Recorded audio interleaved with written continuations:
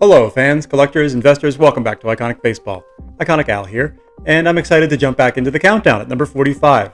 Now, we are at a point of the countdown where every player is legendary, and this man is no exception. We're talking about the all-time strikeout king, a legendary figure in baseball, and owner of records that will not be broken. Simple as that.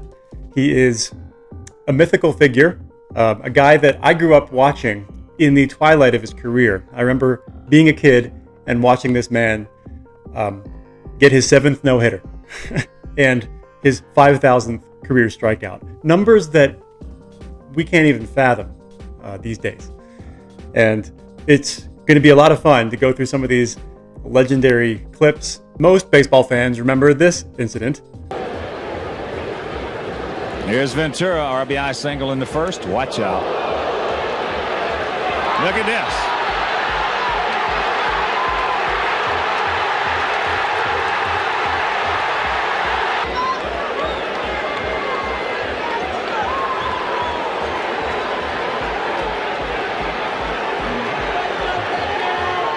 We are talking about a player who over 27 years in Major League Baseball, he won 324 games, struck out 5,714 batters, with a 3.19 ERA. Who else could I be talking about? Of course, the Ryan Express, the great Nolan Ryan. Take me out to the ball game. Take me out with the crowd. Buy me some peanuts and cracker jack. I don't care if I never get back. Let me root for the home team. If they don't win, it's a shame. For it's 1, 2, 3 strikes, you're out at the old ball game. Some people think he's a Superman, but when a 44-year-old has to throw 75 fastballs, even Nolan Ryan's muscles can ache. So after the game, it's the medicine doctors recommend most for sprains and strains, Advil. For me, it's a couple of Advil, and those muscle aches are long gone. And Advil's gentler on my stomach than aspirin. Today, it isn't aspirin or Tylenol acetaminophen. It's Advil. I feel ready to go another 9 innings. Advil, tablets and caplets, advanced medicine for pain. During his illustrious career with the Mets, the Angels, the Astros, and the Rangers, the Ryan Express compiled 81.3 WAR, boasted a 3.19 ERA, won 324 games, and as I mentioned in the intro, struck out 5,714 batters, an ungodly number that will never be challenged. He was a true outlier in that regard. He will always be the GOAT of strikeouts. To put that number in perspective, the next highest strikeout total in Major League history is Randy Johnson with 4,875, nearly 1,000 strikeouts less than Nolan Ryan. His strikeout total is on par with Pete Rose's hit total, Cy Young's win total, and Rickey Henderson's stolen base total. They are kings among men. His 7 no-hitters is unreal. It's a number that will never be reached again, much like his strikeout total. He led the league in strikeouts 11 times during his career. Now, I've just got done telling you of all the great things Nolan Ryan did, but there's actually quite a few instances where Nolan Ryan was quite pedestrian. In fact, there are some records that Nolan Ryan holds that aren't all that great. The first of which being, he also holds the all-time record in walks at 2,795 walks. That's in 5,386 innings. So he walked about a batter every other inning over his career, which isn't great. And that's also why he had quite a high whip. His career whip was 1.247, which for an all-time great is a bit of a high whip. I think for these reasons, his ERA plus was less than stellar. His 1.12 ERA plus is substantially lower than a player like Pedro Martinez, who had an ERA plus of 1.54. You could say that Pedro was actually quite a bit more dominant and efficient than Nolan Ryan.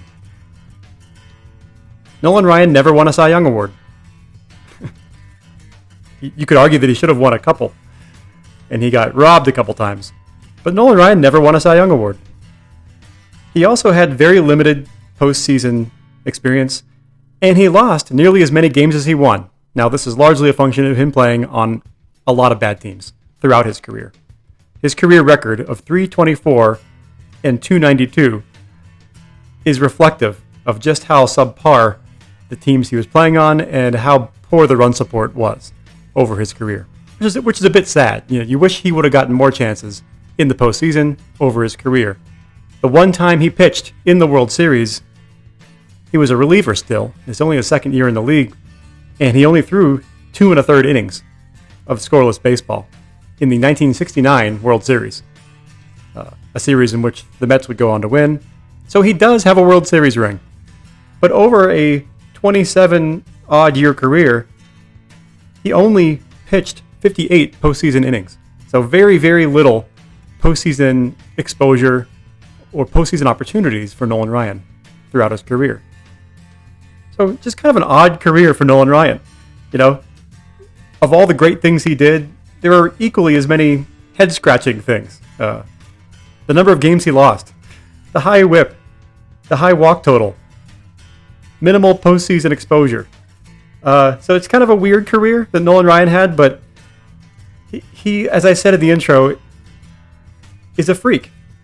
And he will always have that tall tale, Paul Bunyan mythical status in the game. And that will always support the prices and the value of his items. Speaking of his items, let's take a look at the few that I have in my collection here. First item being a single signed baseball. It's a classic sweet spot autograph for Nolan Ryan. He has a very distinctive autograph, very recognizable. This is a nice clean ballpoint SIG on a Bobby Brown American League Baseball.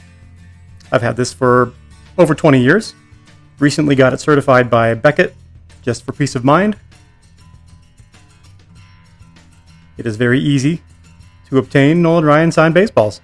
He has signed a lot over his life and continues to sign through the mail, through his foundation. And so they are, very obtainable for a guy of his status. Quite affordable to get Nolan Ryan signed items, I think. Next up, we have a beautiful signed card, one of my favorite signed cards.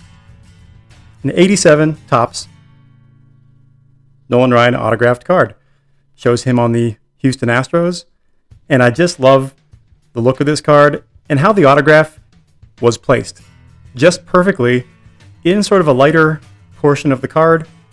He's wearing those white pants, but the autograph really just pops, really just stands out on that card pretty perfectly. This is a card that I bought unslabbed many years ago, and then eventually sent it into Beckett for authentication, and really just love the piece.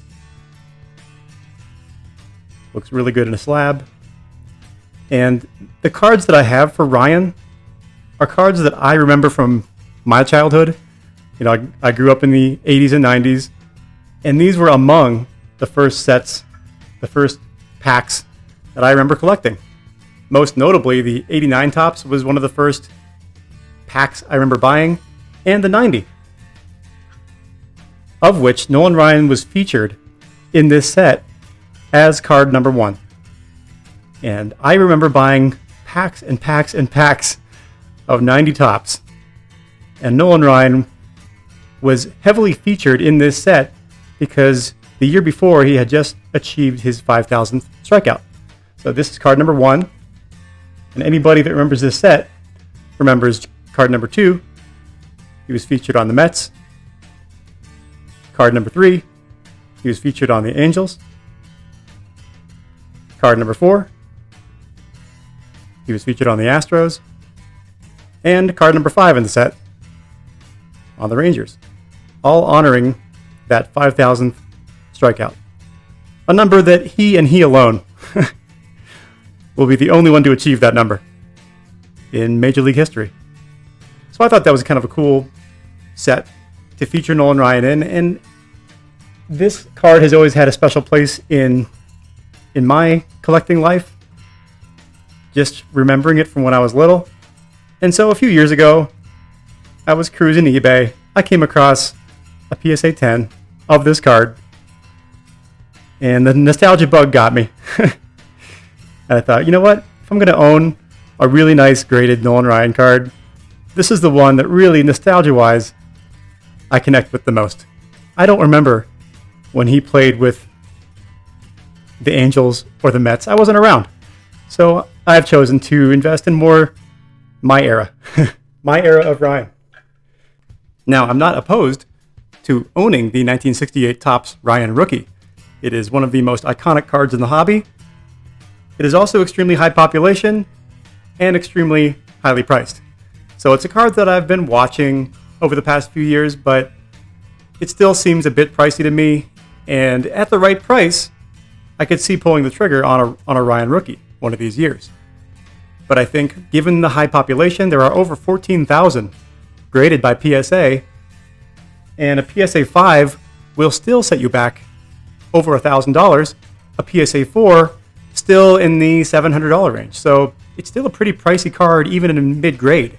So I'm kind of hanging back, and if I get the right opportunity a year, 2 years, 5 years from now, I wouldn't rule out owning a Ryan Rookie. I think it's one of the great iconic cards in the hobby, and my eyes are open. I'm just trying to wait for my price point. As always, I thank you for watching. I thank you for joining me on the countdown. And until next time, everyone, keep collecting and stay iconic.